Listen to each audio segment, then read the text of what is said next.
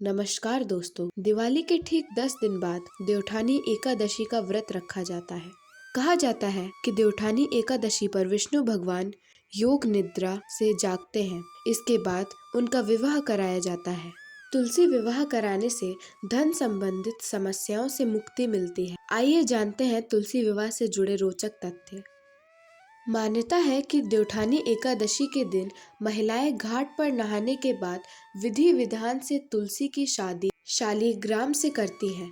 आइए जानते हैं कौन थे शालिग्राम। पुराणों में लिखा है कि माता तुलसी के पति जालंधर बहुत ही अत्याचारी थे। संसार के लोग भी जालंधर के अत्याचार से त्रस्त थे। यहाँ तक कि विष्णु भगवान को भी जालंधर ने ललकार कर युद्ध किया था। भगवान विष्णु ने तुलसी से प्रसन्न होकर उन्हें वरदान दिया था, जब तक तुम मेरी पूजा में लिप्त रहोगी तब तक तुम्हारे पति को कोई नहीं मार सकता। जब भी जालंधर युद्ध पर जाता था तो तुलसी भगवान विष्णु की पूजा करने लगती थी और मजबूरन भगवान विष्णु को तुलसी की पूजा को सफल बनाना पड़ता था। फिर एक दिन भगवान शिव ने कहा, ऐसे ही होता रहा तो ये अत्याचारी जालंधर पूरे संसार पर राज करने लगेगा। उसके बाद भगवान शिव ने विष्णु जी से कहा कि जब जालंधर युद्ध पर जाए तो हम उसका रूप लेकर तुलसी के पास जाएं, तो वह पूजा नहीं करेगी। उसी समय मैं उसका वध कर दूंगा। फिर जैसे ही जालंधर युद्ध पर गया, वैसे ही विष्णु जी उसका रूप लेकर उसके पास गए और वह तुलसी से प्रेम करने लगे और उसका पवित्रता का व्रत तोड़ दिया। इससे जालंधर की शक्ति क्षीण हो गई और भगवान शिव ने उसका सिर धड़ से अलग कर दिया।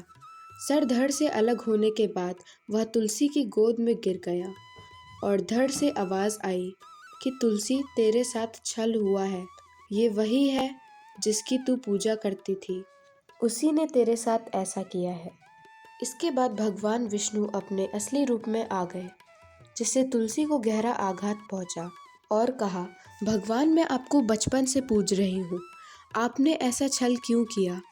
उसी समय तुलसी ने क्रोध में आकर भगवान विष्णु को श्राप दे दिया कि आपने मेरी भावनाओं की कदर ही नहीं की और पत्थर की तरह व्यवहार किया, इसलिए आप भी पत्थर के हो जाओगे। इस श्राप से पूरी सृष्टि में हाहाकार मच गया। समस्त देवता त्राही त्राही पुकारने लगे।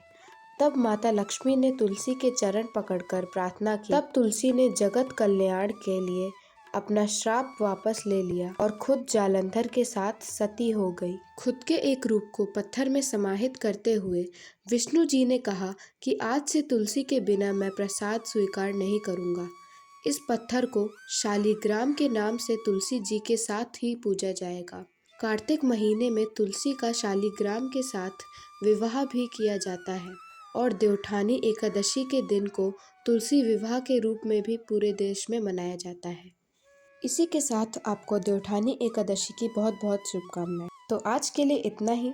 तो अगर आपको हमारा वीडियो पसंद आए तो लाइक कीजिए, मेरे चैनल को सब्सक्राइब कीजिए और ज़्यादा से ज़्यादा शेयर कीजिए। Thanks for watching.